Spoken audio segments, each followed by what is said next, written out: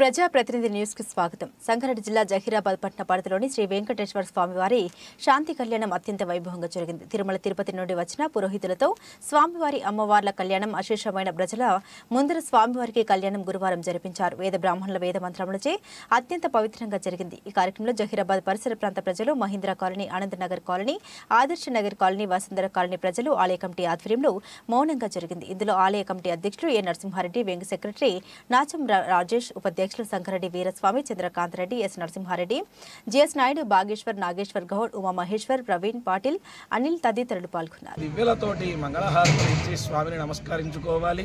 వెంకటాద్రి సమస్థానం బ్రహ్మాండే నాస్తికించన వెంకటేశ సమోదేవో నభూతో నభవిష్యతి. ఏడుకొండలవాడ వెంకటరమణ గోవింద. మరి ఇల్లు తిరిగి భక్తులకు కన్విన్స్ చేసి వారి ద్వారా విరాళాలు సేకరించి ఈ కార్యక్రమాలన్నీ పూర్తి చేస్తూ ఉన్నాం.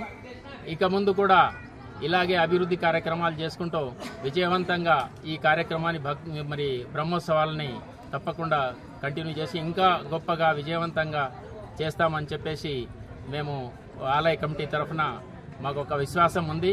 కాబట్టి అదేవిధంగా ముందుకు పోతామని చెప్పేసి మీకు మనవి చేస్తా ఉన్నాం. జై శ్రీమన్నారాయణ. మా ప్రస్తుతం ఇప్పుడు మా ఆలయ కమిటీ అధ్యక్షులు ఇప్పటిదాకా మాట్లాడిన అన్ని విషయాలు చెప్పారు, వివరంగా చెప్పారు. మరి 2001 ప్రాణప్రతిష్ఠ జరిగిన టెంపుల్ మరి ఇప్పటి వరకు జరుగుతూనే వస్తుంది. ఇంతకుముందు ఒక కమిటీ ఫస్ట్ 13 సంవత్సరాలు చేశారు, రెండో కమిటీ ఒక 6 సంవత్సరాలు, మళ్ళీ మూడో కమిటీ ఇప్పుడు మా నరసింహారెడ్డి గారు ఉన్నారు. మరి ఇప్పుడు అందరం కలిసి ఇప్పుడు డెవలప్మెంట్ విషయంలో అందరం కూడా కలిసి భాగస్వామ్యం చేసుకొని భక్తుల దగ్గర అన్నీ సేకరించి ఇవన్నీ చేస్తున్నాము. ఇక ముందు కూడా ఇలాగే మేము భక్తుల కోఆపరేషన్తో ఇంకా డెవలప్మెంట్ చేయాలని నిశ్చయం చేసుకున్నాము. అదే పద్ధతిలో మేము ముందుకెళ్ళాలని అనుకున్నాము. జై శ్రీమన్నారాయణ. చెన్నజీఆర్ స్వామి వారి చేతుల మీదుగా ప్రతిష్టాపన చేసిన దగ్గర నుండి ఎన్నో అద్భుతాలు మేము అందరికీ ఎక్స్పీరియన్స్ అయ్యాం, అనుభవించాం. ఆ అనుభవంతోనే ఇవాళ అందరం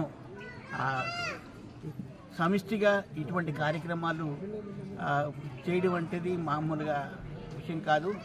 వాళ్ళందరూ భక్తుల తాలూకా సహకారాలన్నీతోనే ఇవాళ కార్యక్రమం చేస్తున్నాం. నాన్న ధన్యవాదం. ఓకే.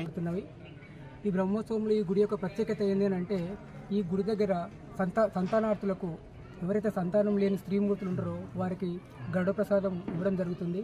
అది ఇక్కడ చాలామంది 15 సంవత్సరాలు 20 సంవత్సరాల నుంచి కూడా సంతానం లేని స్త్రీమూర్తులు ఇక్కడ తీసుకున్న వాళ్ళు కూడా చాలామంది కూడా ఇక్కడ సంతానం కలిగింది.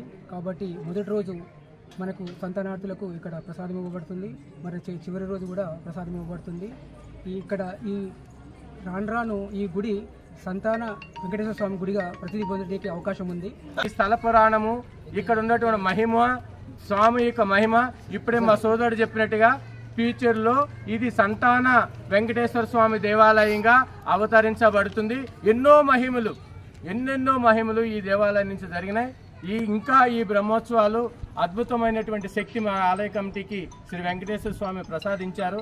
కాబట్టి మేము ఇంకా మా ఆయురారోగ్యాలు మంచిగా ఉంటే ఇంకా బ్రహ్మాండమైనటువంటి బ్రహ్మోత్సవాలు అద్భుతంగా చేస్తామని చెప్పి మేము అందరూ మనం చేసుకుంటున్నాం. జై శ్రీమన్నారాయణ.